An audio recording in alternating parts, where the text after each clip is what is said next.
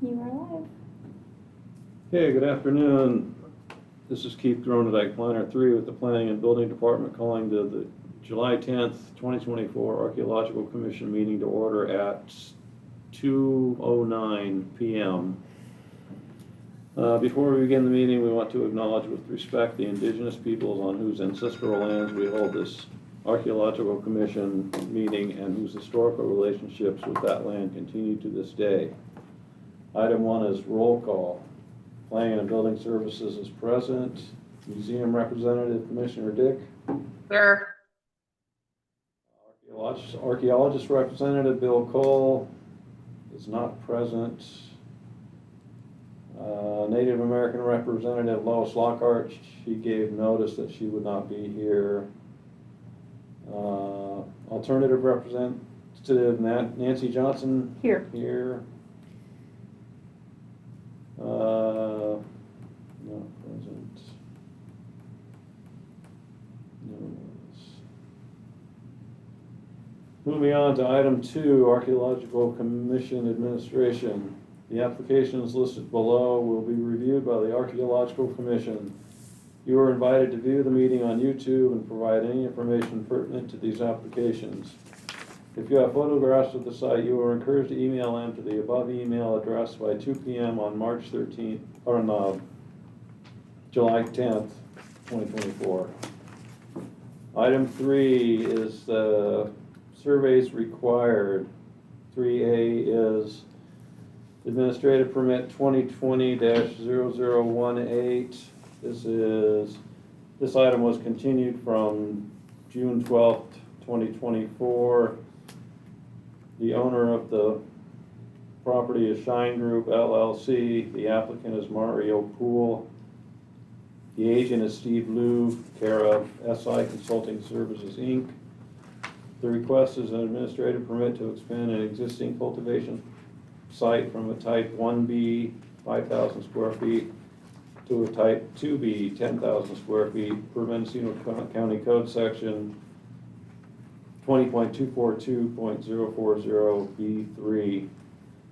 The location of the project is 2 ± miles south of Piercy Town Center, lying to the southwest of excuse me, State Highway 271, 0.3 ± miles south of its intersection with an unnamed private drive immediately to the east of the interchange of State Route 271 and US Highway 101, located at 77701 Highway 271 Piercy. Parcel number is 053-190-19.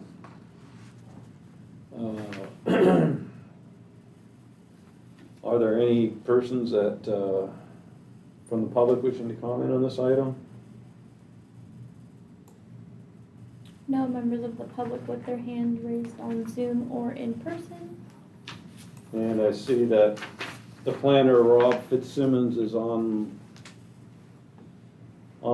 so I'll give it to you, Rob, to... I have nothing further, but I'm available for questions.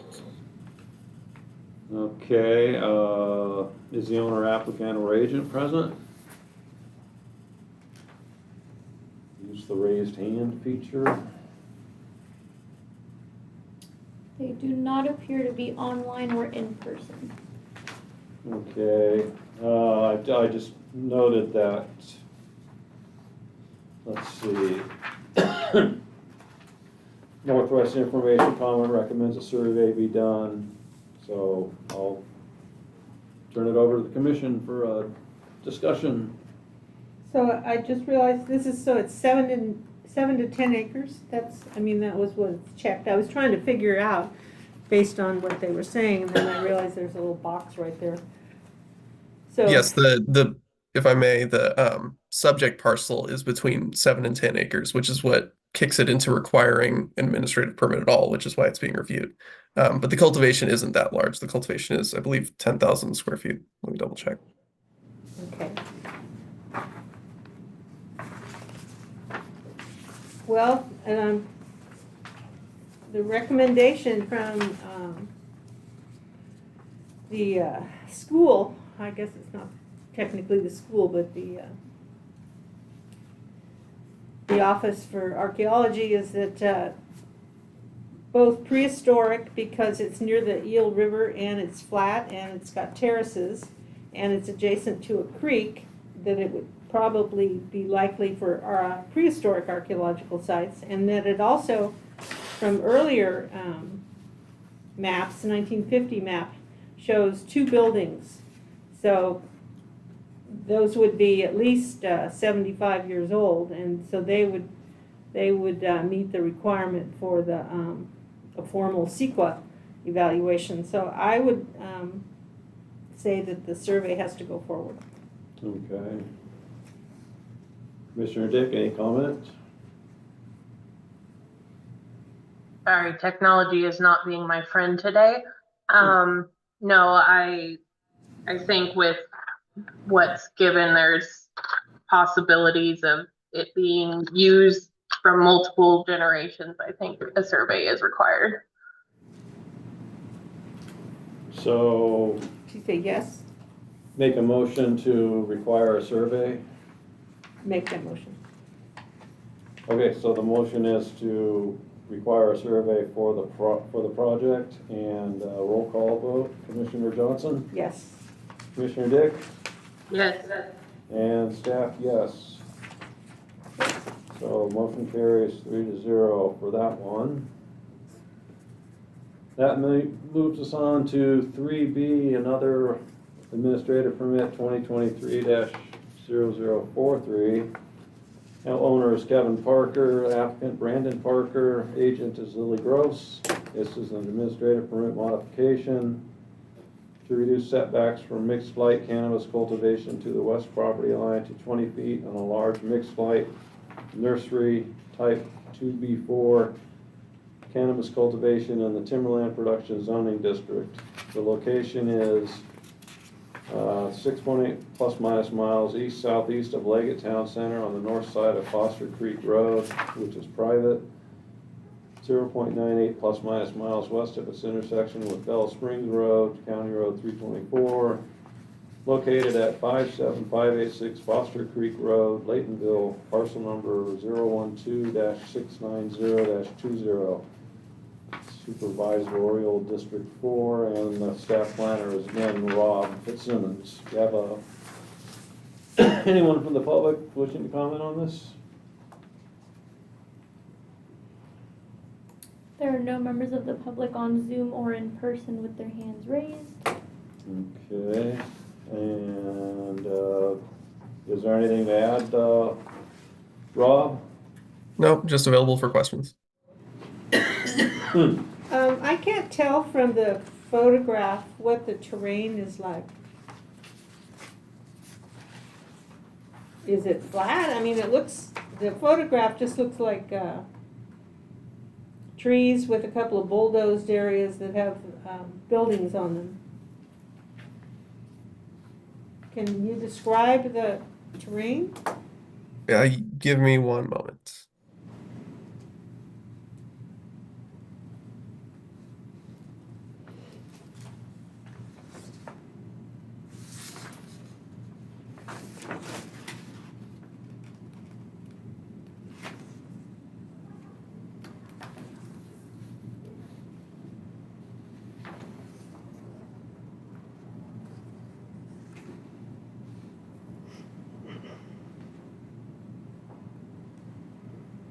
The terrain is pretty varied, with slopes ranging from flat all the way up to portions are between 61 and 86 degrees incline.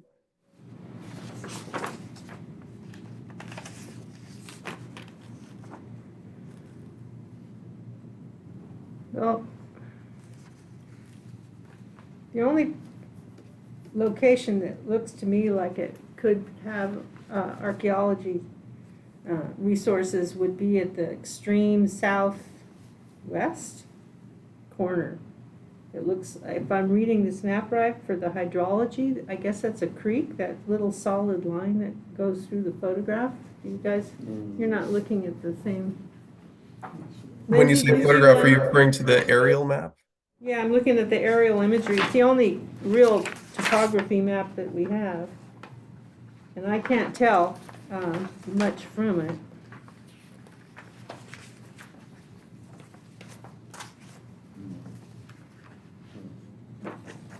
This here, Yeah, is this line, is this skinny little line a creek? It says hydrology in the legend, but I can't quite tell, so it's a, I would say it's probably a blue line creek. and so the only place, well, if I was gonna recommend the survey, it wouldn't be for the entire parcel, it would just be for where the impact would be. It doesn't look like most of this tree-covered area is not gonna be impacted, so maybe just a discovery clause? So. Lindsay, what do you think? I'm rereading my notes. Is this the one that said that they had given a previous report? Let me see where I thought I saw that. I don't think so. Pretty skinny report. It says no record of any previous cultural resources field survey are conducted, and it has a possibility of unrecorded sites. Yeah, so under 12 is what I was confused. It says no neighbors live nearby, vegetation is natural. Biological assessment and report by Jacob Zune has been presented, no historical or cultural assets. So I was curious if there was another report already given. 12. Seems silly that they wouldn't include it if it was, I guess. I'm not sure if I'm looking at the same thing. Am I looking at the right one? 3B. This is a 043, 0043. Yep, that's the one I'm looking at. Under the application for cannabis administration permit, on the 12th line, it says briefly describe the surrounding properties, and that was their answer. No neighbors live near, vegetation is natural, biological assessment report, has been, okay. Well, I'm willing to accept that. I don't think there's a high probability. So I guess I would propose no. No survey No required. survey required. Just a discovery clause? Just the discovery clause, yeah. Okay, so I have a motion to not require a survey and just add the discovery clause. Do I have a second? Second. I'll second. Okay, so motion.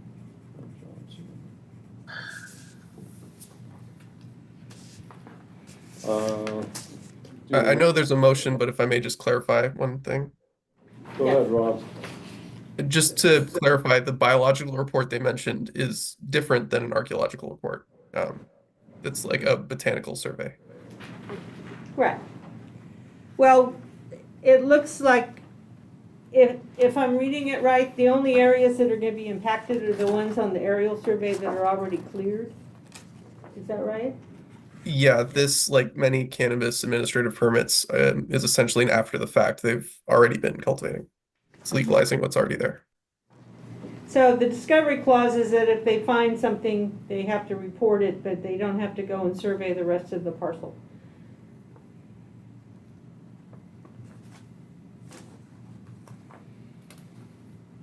So the motion is to not require a survey? Right. And add the discovery clause, and seconded by Commissioner Dick. Roll call vote, Commissioner Johnson? Yes. Commissioner Dick? Yes. And myself, yes. So, let's see, 3-0. No survey.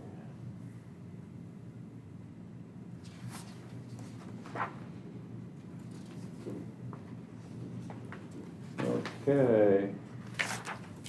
And so then we'll move on to another administrative permit, 2024-0017. This is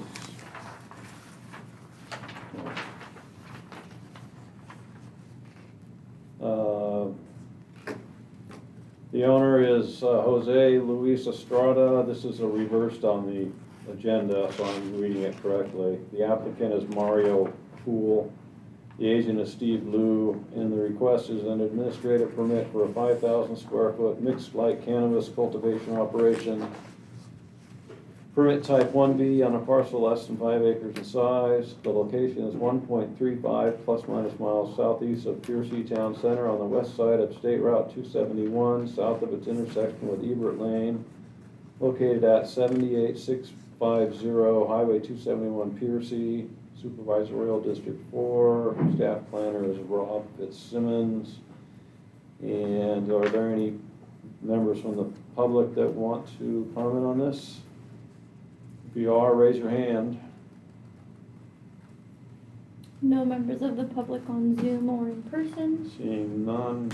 Rob, do you have any additional comments on this project? Just reiterating the clarification you already made. Poole is the applicant, Luis Estrada is the property owner. They were reversed on the agenda item. Right. So, where are we at here?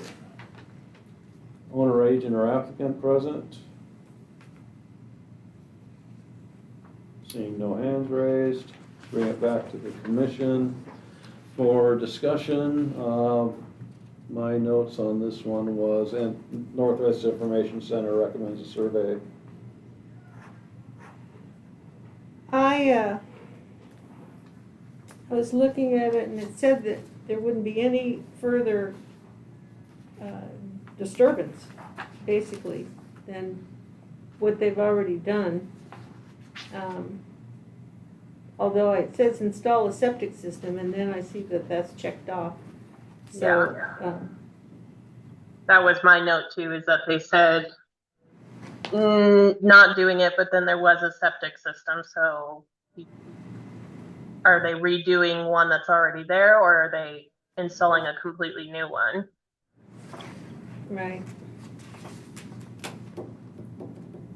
Yeah. Well, on this, that down a little further, it says portable toilets until septic is developed.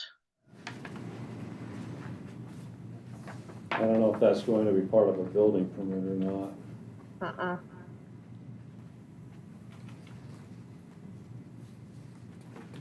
Is that part of this project, Rob, is the septic system and a manufactured home? Let me look into, I believe technically the manufactured home wouldn't be part of it.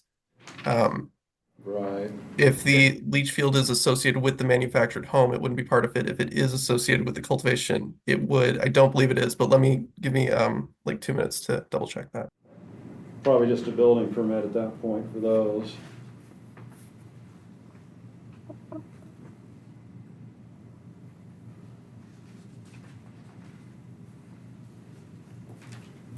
Cool.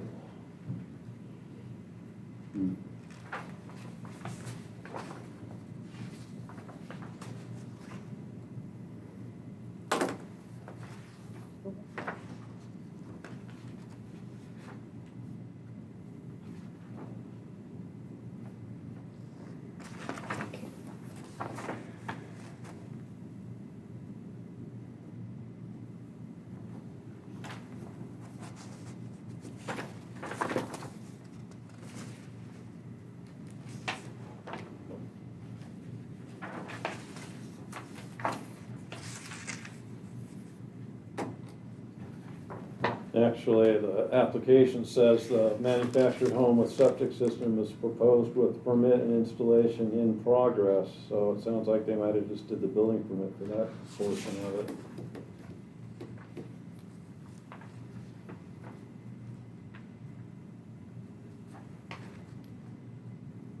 Well, I don't know if the hoop houses are already there. I don't think so. Let's see. There's a site, there's a bunch of hoop houses already there. Aerial imagery.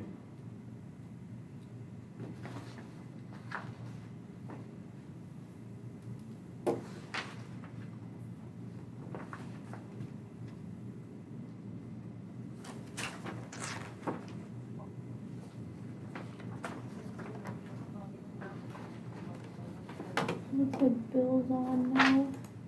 Oh, very good.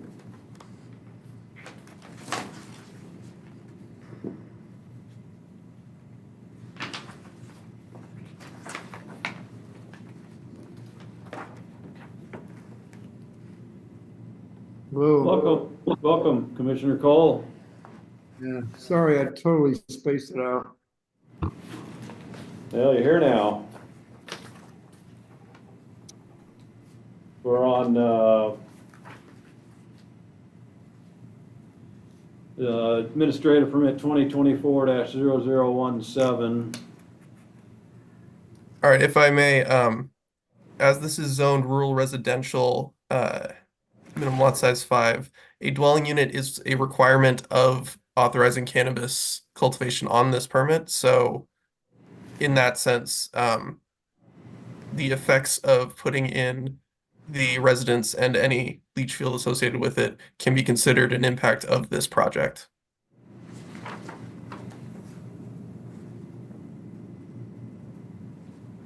That said, even if they didn't get this cannabis administrative permit, they could simply move forward with the residence as a simple building permit. And it says in the application that may already be in the works, so. Well, I say yes, because it's gonna have some ground disturbance in it. It's a open, flat area in a generally mountainous area, so it would be more likely, So you're saying yes to a survey? yes. Okay. What's the Northwest Information Center, what's their comment? They recommend a survey, and there's no recorded sites. Thank you.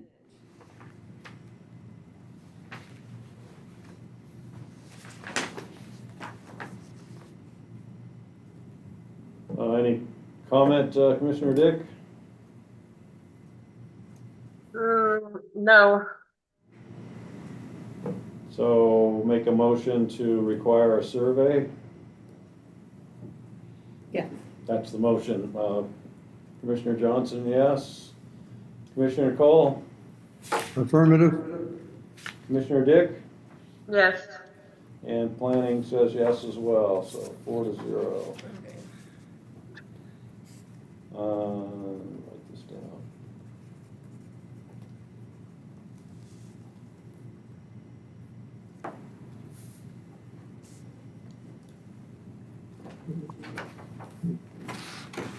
Okay, moving on to Coastal Development Permit 2023-0030.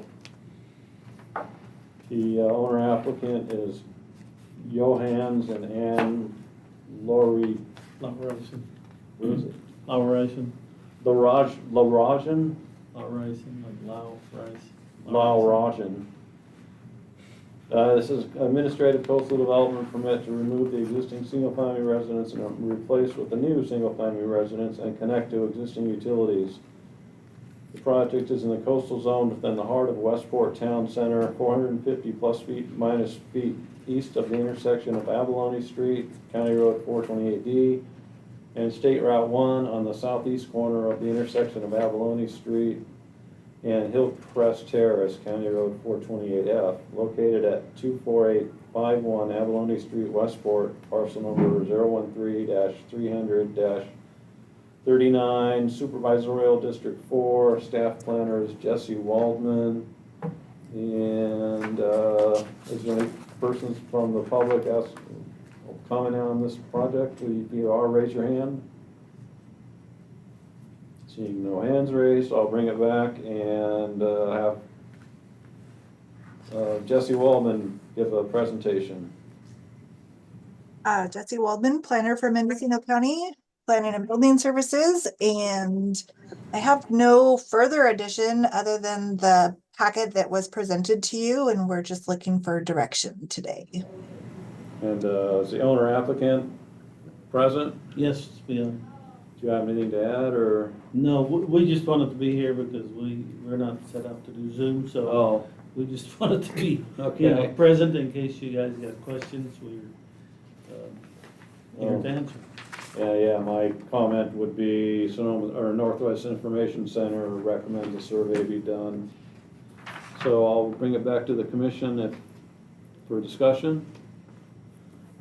Did the Northwest Information Center say anything about any historic buildings? Yes, they have a comment that the 1950 USGS 15-minute quad depicts a building in the proposed project area. So that would make it at least 75 years old, if it's still there. I don't know if it's still there. Is it still there? Yes. Are you gonna demolish that building or is it gonna stay? No, we're trying to get a permit to demolish it and then, permit to build a new one. It's It is not, It- leaning. Is it a- it's not safe worthy. Is it a Victorian type building? It's like a square box, ugly as can be. Was it a barn or what do No, you I think it was? actually got a picture if you Oh, good. don't mind me looking it up real quick. Oh, that's the existing house that you want to demolish, so it was considered a house, Yeah, it was a, but not a fancy. no, by no means. So it doesn't look like a historic building necessarily. I mean, it's not a log cabin or it's not a Victorian. No. If I may, through the chair, Go ahead, Jesse. I would say that this structure is a 2-story or roughly 1.5-story structure. It is square, rectangular, it has a flat roof, built around the turn of the century, the 1900s. It is not safe to enter at this time, and the landowners are proposing to remove the existing 2-story square structure. It is of wood. It does not have a Victorian architecture to it. It does not have a false front like we would see with a gable roof. It is painted white, made of wood, and it may or may not be like a split level structure. Mr. Lauritsen could probably answer if it is truly a 2-story or a 1.5-story structure. It's part of it is 2, part of it is 1. I think there's an addition in the back that's single story. Maybe you need to talk for it to move over. Yeah. And now that it moved over. There we go. Oh, there. I don't know. Can you So, see the house? We're trying to, I could pull up a street view and share screen if you would like. that would be lovely. That would be great. If you would just give me one moment to do that. I take a picture from this vantage point with a power pole in front, so I can monitor the lead. Oh, yeah, okay, well. whichever So works. every couple, 3 months or so. So nobody goes inside this. No. It's propped up with some, what do you call those things? Scaffold. Scaffolding. Yeah. And I think if you pull the scaffolding out, it'll be tumbling down. I feel really old when they say that these 45-year-old buildings are required for historical significance. It's like, wait a minute, you know? That's like the house I lived in when I was a kid, you know? I mean, it's like, now 1900 is getting a little beyond me, so I can say that that might be old. But 45 years, it's like, wait a minute, that's like post-World War II. It doesn't seem Right. like it's Not even that, late 60s. more than that. It's like the Jesse raised- 80s. Jesse raised her Late 80s, hand. Yeah. Go ahead, Jess. So I do not have a share screen capability. I could provide the website link to our admin staff, Jocelyn. I can't share screen either. I don't have it set up on the Zoom. I think from the description we have that it is not it's not any kind of classic historic building. But I think given that Westport is a historic district, and I know I know Thad Van Buren has done a lot of surveys in there. The property may have already been surveyed.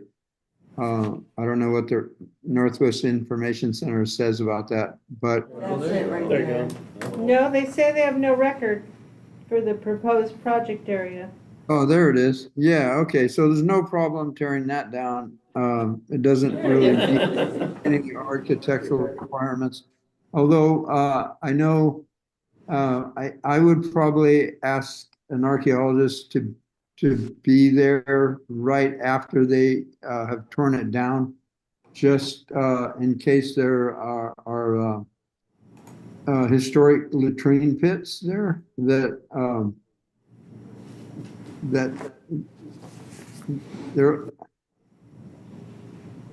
that add to the history of Westport. So you think there should be an archaeological survey that's done after the demolishing of the building? So the whole That's- lot is surveyed at that point? Yeah, that way they can see the original ground and then they can determine if there are any latrine pits that are full of historic bottles and stuff like that, which Might be likely, yeah. which could contribute to some of the history of Westport. So do the demolition and then do the archaeological report after the demo? Yeah, right after, before, yeah, just so they can get a view of the ground. Is that- I don't think they need to actually be there for the demolition, but right, just so they can see, after they remove, it probably doesn't have foundations, it's probably a redwood foundation. So it would just be a good chance to see subsurface soil and they could also check around there to see if there's any signs of historic latrine pits. Okay, Commissioner Johnson, does that sound sufficient? it does. Okay, so can I get a motion? Or a survey and, I don't know how you'd word it, post demolition? Oh, yeah, survey post demolition. I guess that's all we'd really need to say is get the demo permit and then do the demo and then hire an archaeologist to do the site. Mhm. And they can look at the, underneath the house or whatever's left. It'd And all then, be on the same day if you could time it. Yeah, Yeah, that was my idea. And then for the history of the area, the property owner might want to reach out to the Historical Society in Westport. I think Thad Van Buren knows the local history really well. He might be interested in helping. so the motion would be to require a survey post demolition of the existing residence. Second, Yeah. Second by Johnson, roll call vote, Commissioner Cole, Affirmative? Commissioner Johnson, obviously affirmative, planning staff, yes, and Commissioner Dick, Yes. motion carries 4-0. Thank you. And then when he goes to look on the California Historic Resource Information System for an archaeologist, there are quite a few archaeologists that are pretty close by, so that might be helpful. We've already been in touch with Mr. Van Buren. Okay, Oh. He's willing to do it, and he's local, so. Okay. Well, good. Well, good. That makes me feel good, and I'm glad. Thank you. He's also able to reach out to the local native community, and so okay, so we're so quite willing to work for that, so. you might, yeah, that's what's gonna be recommended is to get the study done, but get the demo done first and go from there. And Jesse Waldman can coordinate stuff with you. Very good. All righty? Thank Yep, you. Okay. Thank you. Okay. Thanks. So that takes us to, 4A. item 4, review of survey. Item 4A is CDP 2023-0015. The Owner agent is Robert Jr. and Kelly Dornbos. Applicant is Laco Associates with Becky Dolsky. The request is a coastal development permit to allow the construction of a 2,860. Actually, this project was continued from the June 12th meeting, 2024. Where was I? Their square footage. Oh, coastal development permit to allow the construction of a 2,860 square foot single family residence with an 824 square foot garage, a 42 square foot mechanical room, covered and uncovered patios, a second floor terrace, a concrete utility pad, a driveway, and an on-site septic system. The location is in the coastal zone, approximately 9 ± miles north of Fort Bragg, lying on the west side of Highway 1, less than 1 ± mile from its intersection with Camp 2 10-mile road, County Road 428, located at 32935 Ocean Meadows Circle, County Road 449, Fort Bragg, parcel number 015-350-40, supervisorial District 4, and the staff planner is Sandy Arellano. Is there anyone from the public wishing to comment on this? And raise your hand. Seeing none, I'll ask the planner if she has any comments. Sandy? Hello, good afternoon, fellow staff and commissioners. I do have a couple items just to add. During the last ARC committee, the commission questioned the depth of the ground disturbance for the construction of a two-story single-family residence, and I had offered to consult with our building official and asked if there are any general ground disturbance regulations when it comes to the depth of a two-story building. And Rich Angley did mention that generally speaking, there is a removal and relocation of the 12 inches of the topsoil that generally is placed back. However, this will all be very independent on any engineering that is provided for the construction of this home at building permit application review. However, I did mention that generally it would be a total of about approximately 18 inches below grade. And again, just reverting back, this will ultimately be done through the engineering provided at building permit review. Another comment staff noted and would like to add and advise the commission is that the archaeological evaluation report prepared by Alta Archaeological Consulting for this project noted that resources, the boundary of the location of the study was conducted in the neighboring 4 other properties that are actually 2 of them are developed previously through a coastal development permit and were approved back in 2022 by the commission by accepting the report and also conditioning it with a discovery clause. So I just thought I'd mention that as well. And I thank the commission and look forward further to any input from other commissioners. I also have the I also have the agent as well as the a staff member from the Alta Archaeological Consultant present or available for questions. So does the owner applicant agent have comments? Becky, I see Becky's here, I think. So does that mean that the property's been surveyed already by Alta?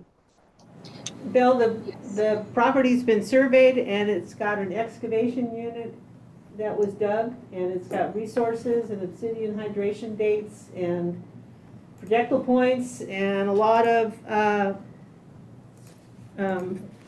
maybe 30 holes dug that came up with chert. I mean, it's and as far as I can tell, I think I'm remembering that they surveyed, and basically the whole project area is an archaeological site. Okay. And they dug a unit down quite a ways. I don't remember how deep it went, but, Can I chime in on this part? yeah. Hi, Who's that? hi, Bill. This is Mike Newland. How you doing? Oh, good. Hi. So Hi. do you have an evaluation phase 2 plan? So we did the evaluation and submitted that, and we evaluated it as ineligible. There was 9 shovel test pits put in, or shovel test probes put in, and 1 control unit. And so we've got, let me pop over to my findings here. We've got, let's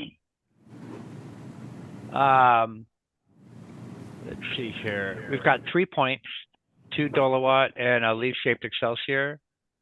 We've got 1 chert core. We've got 5 obsidian flakes. We've got 64 chert flakes. And we've got 1 milling slab,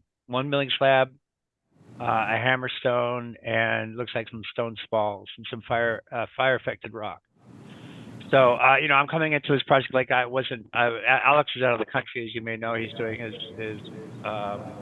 military recoveries overseas right now. But I got a chance to look at this collection when they pulled it out of the ground, and there's not a lot to work with. There's no trade items. It's not late stage material that would give us an idea of activities that are going on here. There's no bone, there's no shell, there's no house pits. What we have is really a handful of tool-making debris that's on the site, and just a couple of obsidian hydration dates to work with. And so, Alex ran it through we had 4 research areas for us to look into, and this collection really can't answer questions in any of those 4 research areas. Mm-hmm. And so that's why we came up with the evaluation that we did. There's definitely stuff here, but does not appear to be a major site. We don't see features here, and it's not really able to answer any research questions that might give it eligibility under criterion D or criterion 4 for the kill register. Did you make any recommendations about when they put in new foundations to? Let me give me 2 seconds here. I have the report open. Let me pop over and take a look, see what was recommended there. Usually that's pretty standard about us doing post review, management recommendations. So we do have a clause in here that says, to keep the standard, keep an eye out for post-review discoveries during project implementation, including, the different types of indigenous and historic artifacts that you might find. So, and of course, notifying the most likely descendant if human remains are found. So there was no interest in collecting more artifacts when they excavate for the foundations? I don't think so. I mean, we're at a spot here. We're looking at what we've found so far, doing an evaluation. This site does not appear to be eligible, and so given that, we don't really have anything to hang our hat on to suggest any additional mitigation. Okay. Becky, you have I think you probably covered more than I would have. I was just going to add, just for context, it sounds like we got this shared, but this was prepared in response to Northwest Information Center letter noting that there was a resource in the area, and Alex was familiar with it from having done a survey, I think in a property in the same subdivision back years ago. And so Alta did an archaeological evaluation report to satisfy those recommendations, and like Mike said, did not recommend that the site is important under CEQA, not eligible for listing on the California Register of Historic Places. And that is what, from reading the county code, is in the definition of archaeological site that the commission here is reviewing. So I just wanted to make that note. Happy to answer any other questions. Oh, I guess I wanted to add, I did confirm the depth of the foundation is proposed at 3 feet, which is, I think, pretty typical. Could be shallower if it's necessary based on the resource that may or may not be an archaeological site as defined. Did, was the tribe informed? Are they interested in being, in case, there's any? The tribe was invited to participate, and we did both the letters and emails and phone calls. We contacted Noyo River and Sherwood both, and neither declined to participate. Oh, okay. Who was? All right, I'm okay then. I'd accept it. Okay, who was the tribal representative last month? Valerie? Valerie.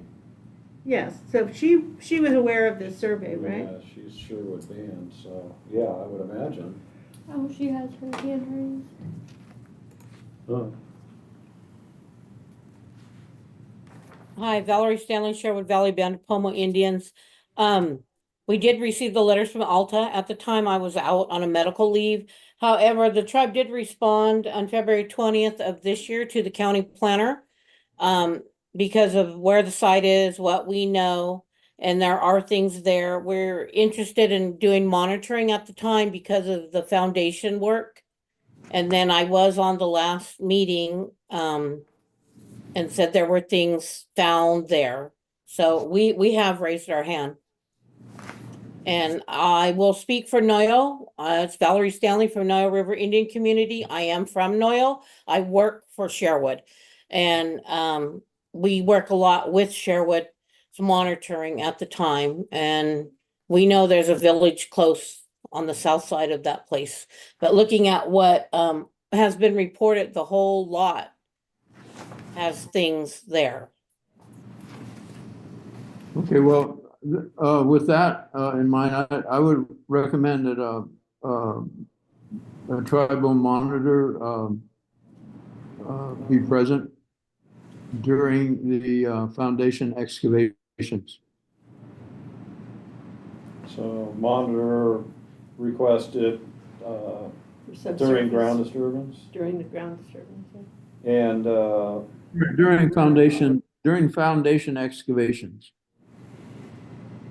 so monitor request during foundation excavation and accept the survey and then have the discovery clause as well. Oh, sure. Is Yeah. the foundation the only subsurface disturbance? Is there a septic system going in? If I may, this is Becky, formerly Dalsky Clark. There is a septic going in as well as the house and garage and then driveway. So Right. if Just I guess subsurface yeah, disturbance. yeah. So Disturbance. the extent of I'm sure Yeah. the tribe would be interested in any artifacts that might come up when they do whatever kind of dozing they do for the driveway. They should be there for. They would probably like to be there for that.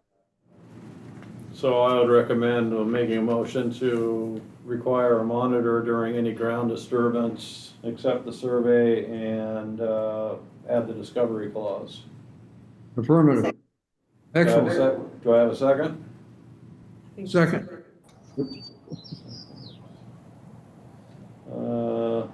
Do you have any comments, Commissioner Dick? No, everyone's pretty much said what I was thinking, so. Okay, I'll do a roll call vote. Commissioner Johnson? Yes. Commissioner Cole? Affirmative. Commissioner Dick? Yes. And myself, yes, so 4-0. That wasn't too bad.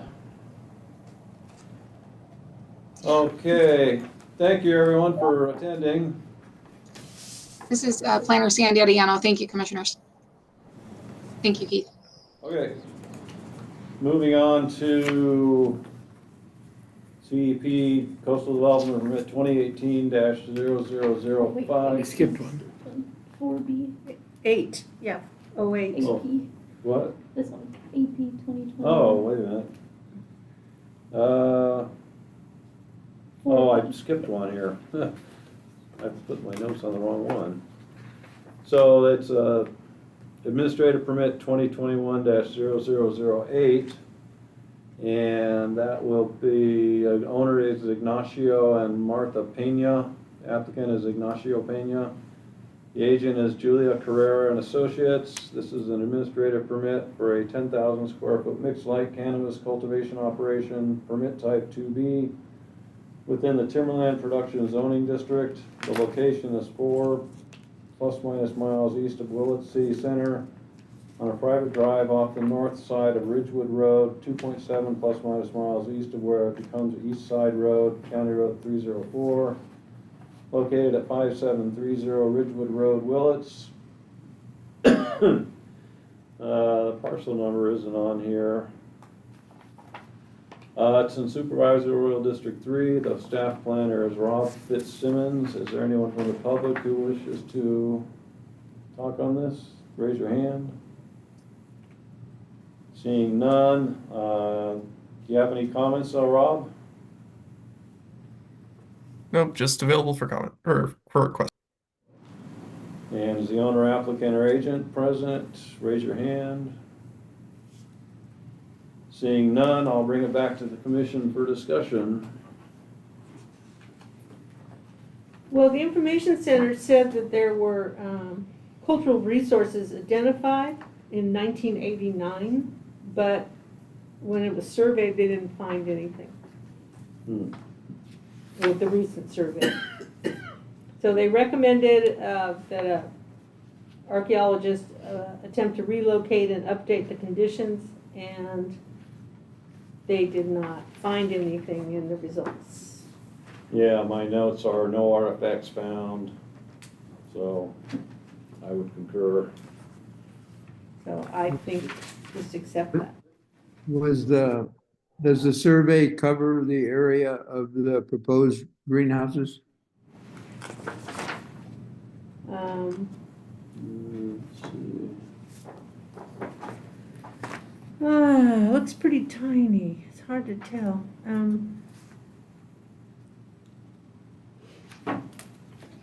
Yes, it does. Okay. Thanks, Rob. If you look at the figure 3 in the survey and compare it to the site plan, it's the northwesternmost portion of the surveyed area is where the proposed greenhouses are.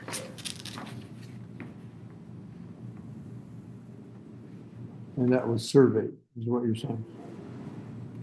So it's one of those arrows in the extreme northwest, is that what you said? Or northeast? Not Yes, sure where- the northwest, the arrows point to bounding boxes. I believe those bounding boxes are where the survey was done, if I'm reading that correctly. Read it.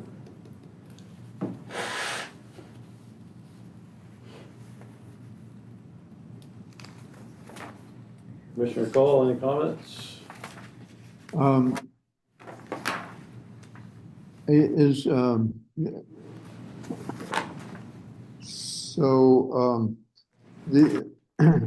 These reports were sent to us ahead of time so that we could have downloaded them and reviewed them. I mean, we used to get paper copies of all this stuff, and now we're not. And so that's something I didn't do this time. Lindsay, did you do that? I didn't print them, but I do have them on my computer. I've read them through my computer, and I'm looking at them now. Oh, And I okay. have a hard copy in front of me. So it says this is the management considerations. The archaeological survey of the project area was complete. All areas were covered with intensive scrutiny. It's always possible that subsurface artifact assemblages could be present that were not uncovered. Soil colors, however, indicate no long-term habitation within the project boundary. It is therefore recommended that no further archaeological study is necessary for the project area. Oh, cool. Thank you for sharing that. I have to get better at downloading that stuff ahead of time, I guess. I am sympathetic. Me too. So, I think we just accept the recommendations, I guess. So motion to accept the survey at discovery clause. Yeah. Right. Yeah, Do I have a second? I'll second. Okay.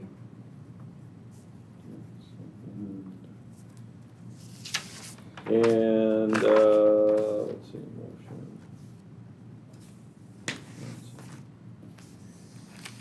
Roll call vote, planning staff, says yes, Commissioner Johnson, Yes.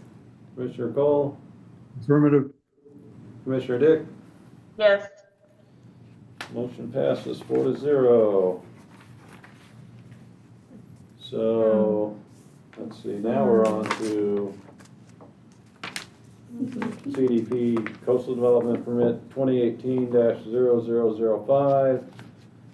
This is owner applicant Clifton May and Greg and Marquette Warner.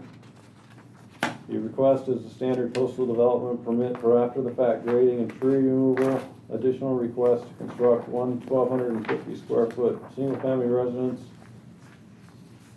one 950 square foot accessory dwelling unit, and one 1,100 square foot barn, drill for water well, septic system, and add one 960 square foot agricultural equipment storage shed. Temporary use of a trailer coach for occupancy while constructing dwellings for MCC 20.460.035C. Location is in the coastal zone, 5 ± miles north of Walla Town Center and 1.6 miles ± miles northeast of State Route 1 and its intersection with Fish Rock Road, County Road 122, located at 44948 Fish Rock Road, Gualala. Assessor's parcel number 143-040-02. Supervisorial District 5. Staff planner is Shelby Miller. Is there anyone from the public wishing to comment? Raise your hand. Seeing none. Let's see. My notes were accept the survey, but I'll leave it up to the commission to discuss that. Shelby, you have anything to add? Hello, project planner Shelby Miller here. I'm available for any comments. I have nothing else to add though. Thank you. What's Northwest Information Center say? They recommended a survey, no previous record of anything, and it was in an environmental setting similar to other areas with recorded Native American resources, and historic era maps show activity in the area. However, they didn't find anything. It's about 20 acres. It looks like it's on a slope. And they said ground surface visibility was generally good due to multiple phases of cleaning and grading. Exposed mineral soils were inspected for evidence of cultural materials, and no cultural materials were found. Oh, so there was a survey done then. Okay. Yes, this is the results. No, that sounds good.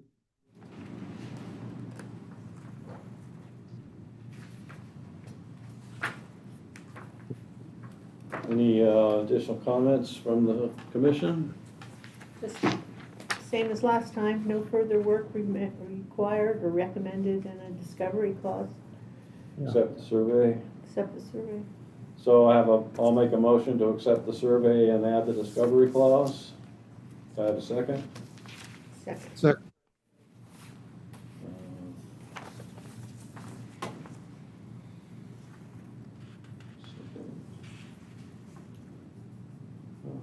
So I'll have a roll call. Commissioner Johnson, Yes. Commissioner Cole, Affirmative. Commissioner Dick, Yes. and planning, yes.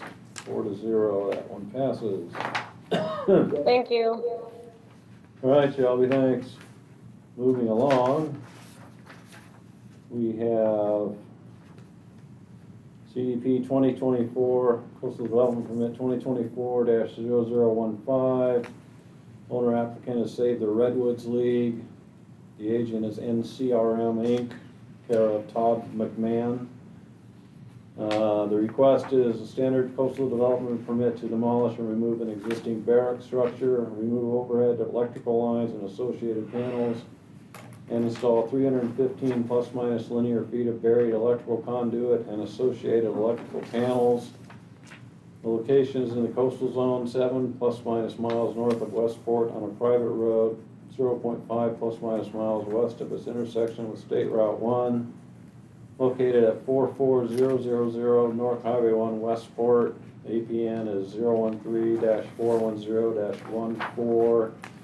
And is there anyone from the public who wishes to comment on this? Raise your hand. Seeing no hands raised, is the planner in attendance? Liam Crowley? Yes. You have any comments there, Liam? Yeah, hi everyone, this is Liam. I figure since Bill wasn't here for the last meeting and hasn't had a chance to review these, I'll try and give a little summary. So this is kind of a project that's in tandem with another project that the commission reviewed at the last meeting that Shelby was working on. So the report that's in front of you covers two separate projects. So you reviewed Shelby's last month, and this one today is for the one that was reviewed last month was the De Vilbius Ranch, and this project is for Cape Vizcaíno. So there you'll see there's two different sites on the report. And so, as was mentioned, this project is going to involve the demolition of a barrack structure and some trenching for new electrical lines to an existing structure that's nearby the structure that will be demolished. Now, this was this used to be the Rockport Forest Fire Station barracks, and it's a post-war Butler building. And in the report, they reviewed to see whether or not it met the criteria for listing as a historic structure, and they found that it didn't. And then they also did test pits and auger tests as well surrounding the barrack structure, and they didn't find any resources. So I think they just recommended the discovery clause in their report. But other than that, I'm happy to answer any questions you might have.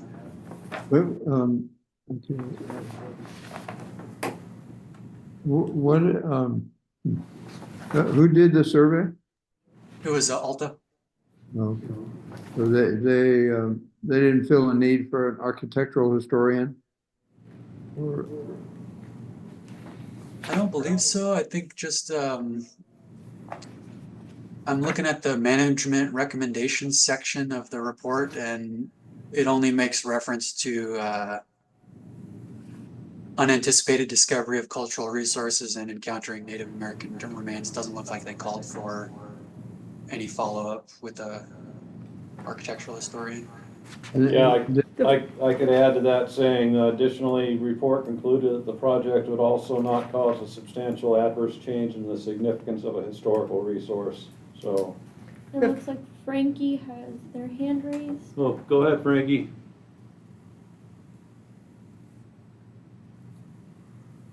Hi there, this is actually Alejandra, and I work for NCRM. Todd wasn't able to attend the meeting today, and so I just wanted to let you guys know that I'm available for questions as well.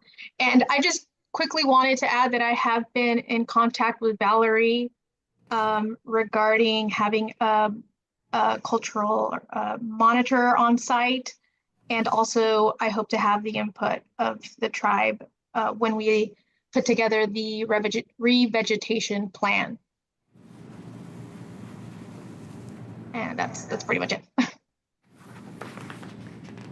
so in the report, they felt that the barracks didn't have enough historic meaning to have or its condition of the building is too poor. It says they date to 1912, 1915, and they converted one in 1927 to a residence. And there's sheet metal roofing installed in the 1990s. They look like chicken coops, kind of. I mean, they're pretty low-level buildings. And I will just note, this is Liam again, just that I think those structures you just mentioned are actually part of the DeVilbiss Ranch site that Shelby has a project for that was reviewed last month. This one is just the barrack structure and not those other buildings. How deep are the electrical lines going to go? 31 or 315 plus linear feet of buried electrical conduit? Do you know what kind of disturbance that is? I mean, it's probably in here somewhere, but I can't find it. This is Alejandra speaking. I asked the contractor about that question, and he said that it wouldn't be, it would be about 26 inches deep maximum. Okay. So about 2 feet.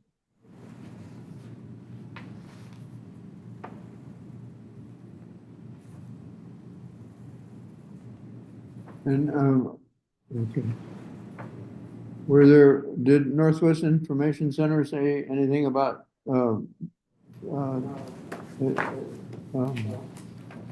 indigenous, sites in the area, or? Let's see. The archaeological study determined that the proposal would not have an adverse effect on cultural resources, but yeah, I don't know. Northwest Information comment, I mean, yeah, Northwest Information. Valerie has her hand up. Go ahead, Valerie. Valerie Stanley from Sherwood Valley. I can answer that question. I can't say it came from Northwest Information Center, but I have information from work done there before. Where that meadow is, there is something around there. So the possibility of where the excavating is going to be is likely. That's why we want to be there when they're doing that only. And part of what we're looking at, because it's the meadow is not where they're doing work, but we want to make sure like no equipment's parked there, the supplies or the demolished remains is not stacked there until it's moved away, just to help protect the site. Okay. So monitoring during the ground disturbance, does that suffice? No parking on, no equipment parking on meadow? Valerie? Go ahead. There we go. Can you hear me? Yeah. Okay, so I had talked to Alejandra about that, and we didn't want to put that in the record. We just know it's there, and they wouldn't be compromising that site any further with equipment, this, that, or the other thing.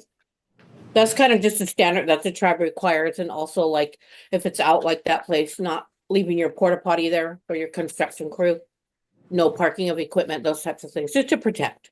And we will only be there when they're excavating the line. That's it. Okay. Sounds good. Yeah, that seems sufficient. Tribal monitoring of the ground disturbance. What's that? Tribal monitoring, During ground since disturbance? they're gonna do it. And something about the equipment parking? Yeah, tribal recommendations for preservation of the meadow area. Right. So the motion would be tribal monitor on site during ground disturbance, and no equipment parking on meadow, or no disturbance of the meadow, because it also includes porta potties. So monitor on site during ground disturbance, no disturbance of the meadow area, except and consult the tribe with the tribe during revegetation, and I just lost my train of thought. Accept the survey and also add the discovery clause. Right. The second. Yes. And then that included tribal monitoring. Right, tribal monitoring during ground disturbance, Consult during revegetation. And protection of the meadow. Preserve the meadow. And then the discovery clause. Thank you. So roll call, Commissioner Johnson, Yes. Commissioner Cole, Affirmative. Commissioner Dick, Yes. staff, yes, so 4-0. Okay, so we'll move on to the last item, 4E. This is a Mendocino Historical Review Board application 2024-0006. Owner is Mendocino Historical Research. The applicant is Kelly House Museum Incorporated. The agent is Sarah Nath E.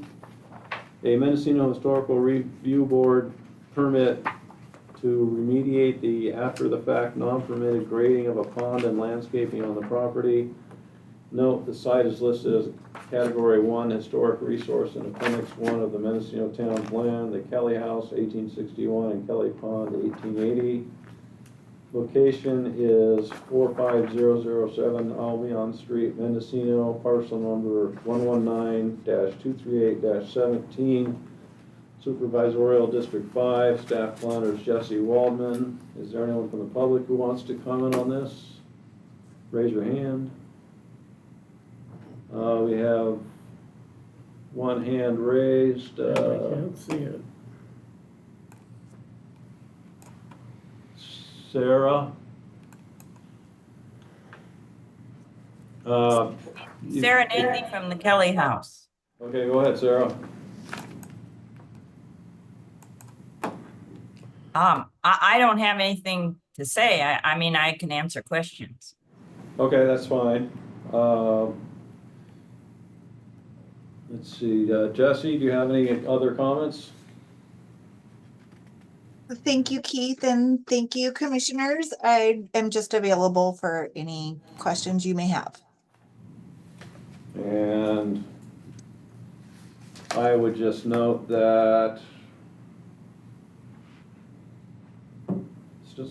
study recommends conditions of approval be added as ground disturbances already occurred.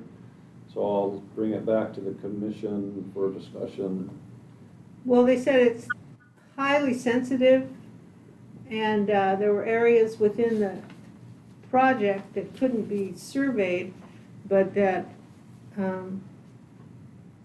looking at only the surrounding 10% of the surrounding lands within a mile, they've recorded over 20 sites. So they consider it to be very, very highly sensitive, and they're going to have to do, I guess they're replacing a pond. Yeah. This happened almost 10 years ago.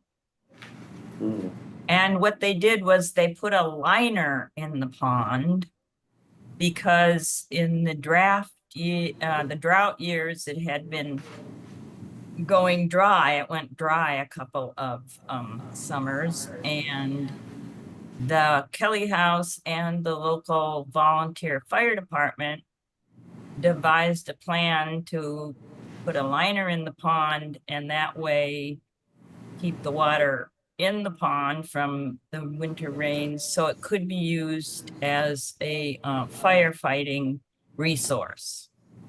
So they excavated some of the dirt from the already existing pond to put the liner in.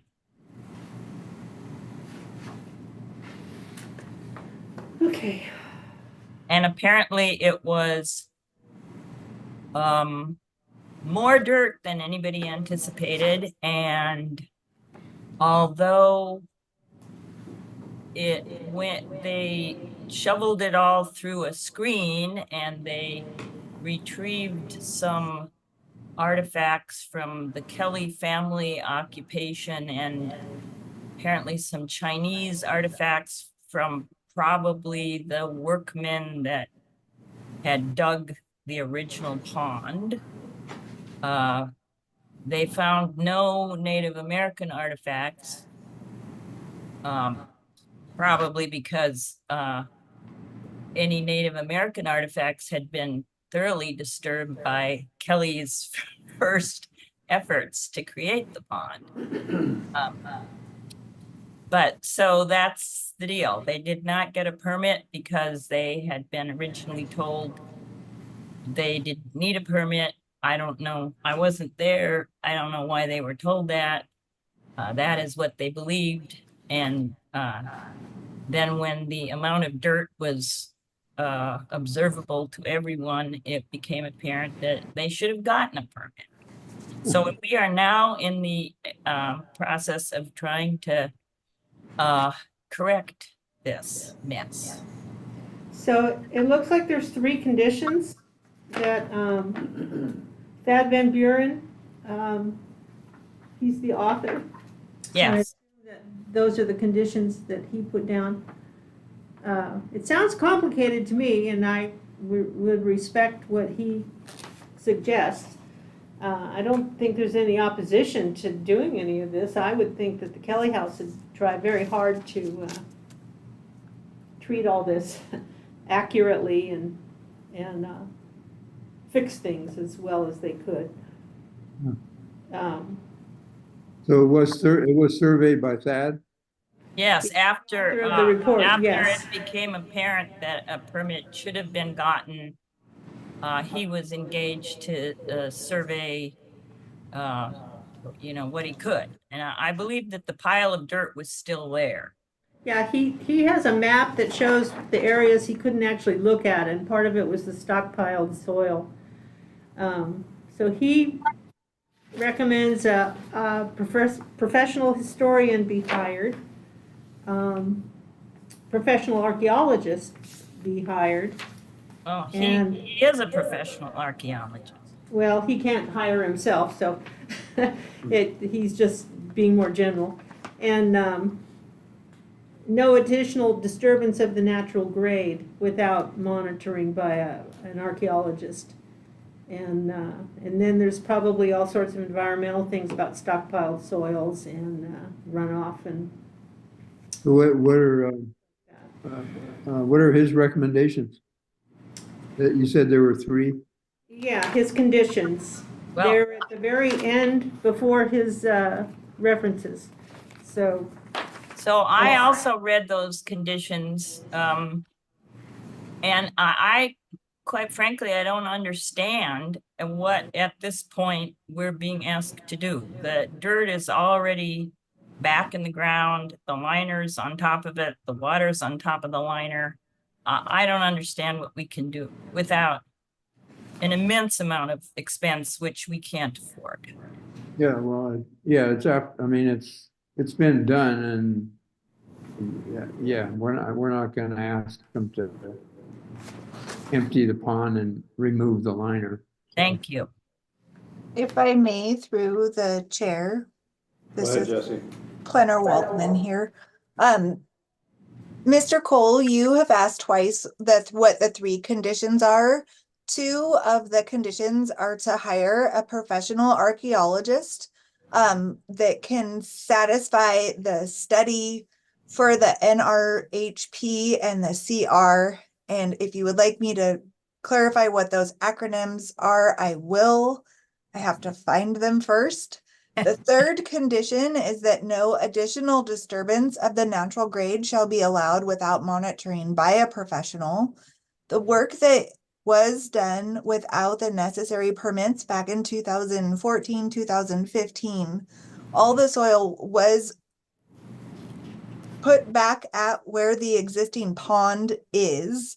Landscaping has been reestablished, and this coastal development permit requires, this MHRB permit and any further discretionary permits require, one is the approval by the Mendocino County Arc Commission, which is in condition number 2 of Thad Van Buren's report. So that's one reason why we are here today.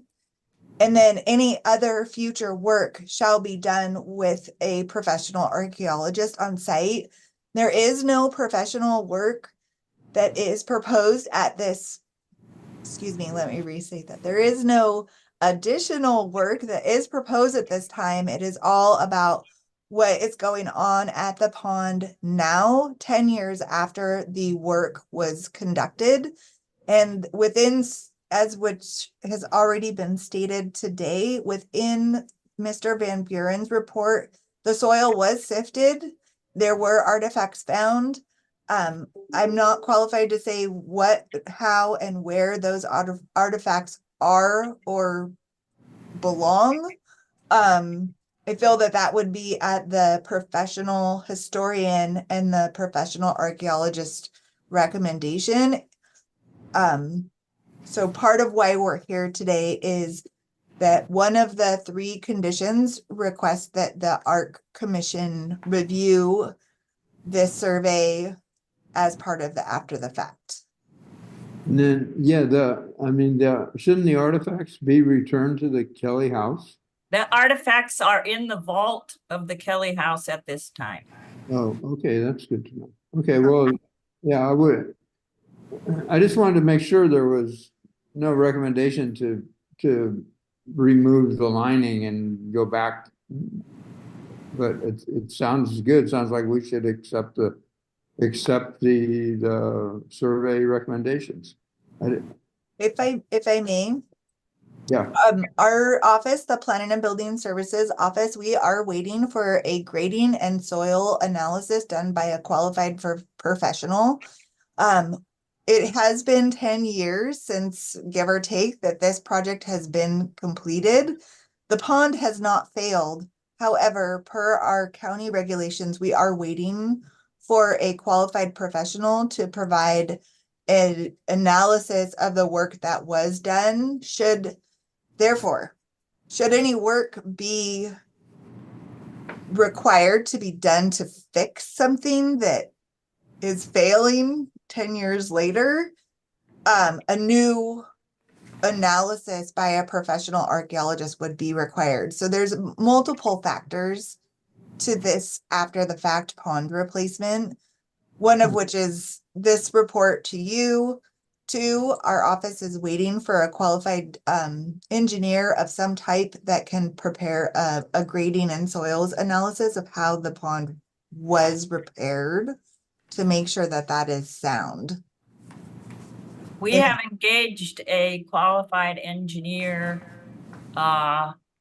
Sam Pope of Willits, and he is working on this. He's fitting it into his schedule.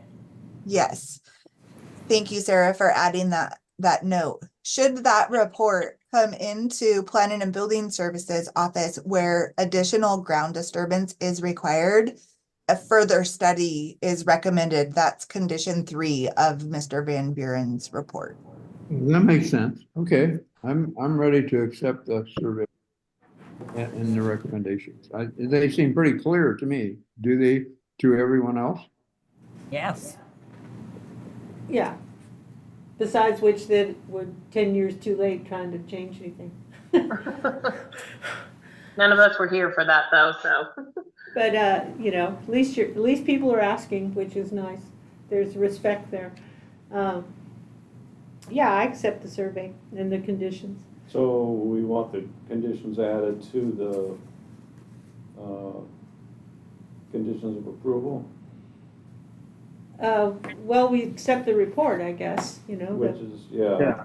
It mentions the conditions. Okay, so those 3 conditions would have to be followed by the applicant owner. Sounds like it's already happened. If I may. Yeah.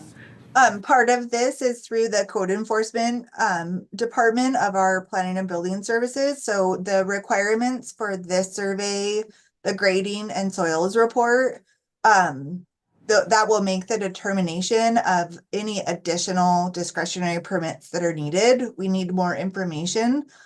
These conditions will be added as part of the MHRB report, but there's no work to be proposed. But it will be part of the code enforcement follow-up, is my understanding. So there is being follow through to clean up the violation to get this after the fact work remedied. Right. So accept the survey, add the discovery clause, and the conditions are Yeah. in the report. So we don't really have to add them to anything. Okay. Okay, so, I have a motion to accept the survey and add the discovery clause. Roll call vote, Commissioner Johnson, Yes. Commissioner Cole, Affirmative.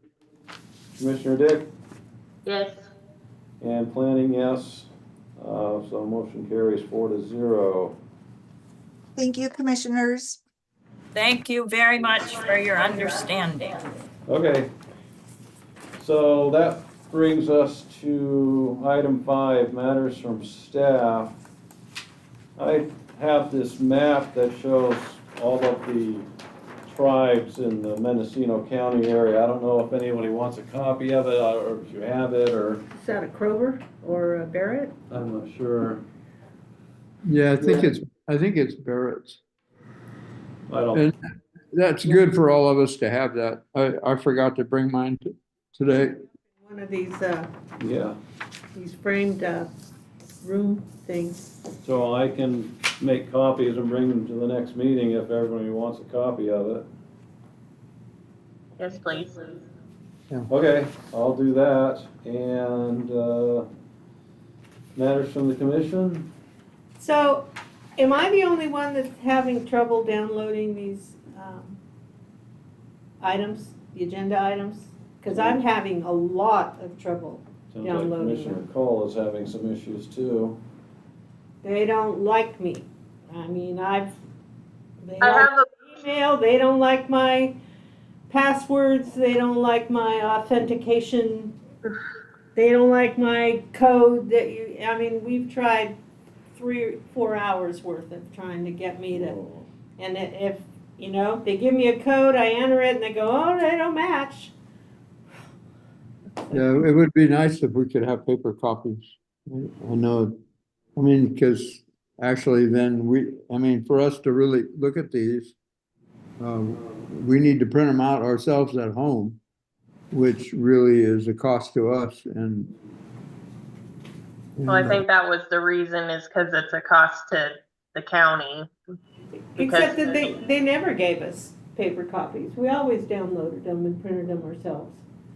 I mean, I guess for a long time anyway.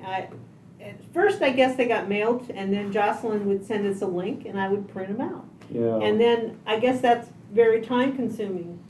So then they tried to do this, I can't remember what you call it, another kind of. It's called SharePoint. SharePoint. SharePoint, and that just has not worked for me. And, I mean, I understand, you know, look at the paperwork for this. This is a huge amount of It's a paper. lot of paper. But I don't mind, I mean, that's like a, you know, a ream almost. Yeah, I mean, I mean, for me to print all that stuff out it gets expensive and, sorry, but. You can be selective if it's on your computer, you can scan it and there are only certain things, I mean, you don't need to print out each report's, you know, chronology of the archaeology for the area. I mean, you can select different papers to do. And I felt last month when I didn't have it, I was telling you, it was like I was cramming for a test. You know, I mean, I'm sitting there going through Lois's papers, trying to look at maps and figure out what I'm supposed to do and say, and it's stressful. It really is. Yeah, I don't know what would be the best way to go for the commission, paper copies, or I don't know what's even available. Well, if it works for most people, then I'm willing to come in with my iPad and my phone and work with an IT guy and have him help me figure out what the problem is. Yeah. Because right now, they don't like me. I mean, that SharePoint thing just says, you're not, first, you know, it says, well, you're not a member of this, you know, area or this group. It's not personal and you're not part of the group. You know, it's like. But then, you know, the whoever set this up needs to put the names and the emails and stuff of the commissioners in that thing so that they'll accept us. I mean, who's in charge of that site where this stuff is being put in? Jocelyn said his name was Dylan Johnson, I think. That's an IT person. Yeah, he's the IT guy. And she said he responded a couple of times saying, I fixed everything, it ought to work just fine now. It didn't work. I emailed him directly and said, I'll come in and talk to you, you know, and bring my stuff. But I didn't hear back from him, so. Is this a county guy who works down there at the? He works in IT, yes. He's in a building technician. Yeah, so can you guys talk to him and make sure that all of our names and our emails or whatever are recognized by his site? Yeah, that she has submitted all your emails to him, and I don't know what the connection problem is. All we can do is directly contact him again and see what's going on. Okay. Maybe set up a meeting or something with you and him, all the commissioners, and actually go through doing a demo to get into how to get into the site. That makes sense. Maybe we could do something at the next meeting. Yeah. Well, I'd like to have the paperwork. As soon as she sends me the agenda, I don't have any trouble printing out the agenda. So as soon as I get the agenda, I'll try and access all the items, and maybe something will have changed by then. Yeah. But, Well, let me see what happens, how many we have set next month. And when we get everything settled, then right before we send out the agenda, we'll contact each of you and we'll go through it. How's that? okay, because I told my husband, I said, I don't want to talk about it anymore. I don't want to talk about it. I'm done. Has Lois been around? Been around? No, she called in because of the heat. She didn't want to drive her car, and so she didn't make it in today. Okay, thank you. Yeah, I was just, thank you. So, Okay. are there any members of the public at the Willis Library location? Covelo Library? We're good. Okay, so I'll make a motion to adjourn the meeting at 3:41 p.m. on July 10th, 2024. Have a second? Second. Second. Okay, and roll call. Yes. Commissioner Johnson, yes. Commissioner Call. Affirmative. Commissioner Dick. Yes. And planning, yes. So we are adjourned. Thank you for coming back, Bill. Yeah, thank you, everybody. Good That seeing one you. site in, they did an excavation unit already, and they had the hydration readings and all this other stuff. I didn't quite know how that was supposed to get processed, since that we haven't had any.